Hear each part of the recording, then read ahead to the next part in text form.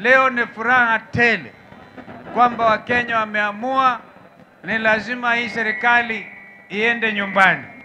Kwanza wao waliua watoto wetu wa Gen Z. Gen Z hoye! Vijana hoye! Hebu onyesheni Gen Z namna hii, Gen Z. Ili kuheshimu vijana wetu, hata chama cha Wiper tumepindua jina. Tunaita Wiper Patriotic Front ili kuheshimu vijana Gen Z ambao waliuawa na serikali ya Ruto. Na tumetangaza tarehe 25 mwezi huu, siku ambayo wananchi wa Kenya wakiongozwa na vijana wetu walienda kupeleka memorandum kwa bunge, na wengi wenye bunge walienda chini ya mtaro.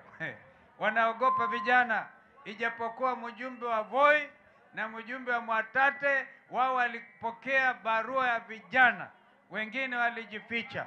Ndio tumetangaza tarehe 25 itakuwa sikukuu Kenya nzima kusherekea ushindi wa vijana wa Kenya ambao wanasema hawataki watu viongozi wanawapa mamlaka alafu wanaenda kuwaonyesha vile wako matajiri na wao hawana chochote.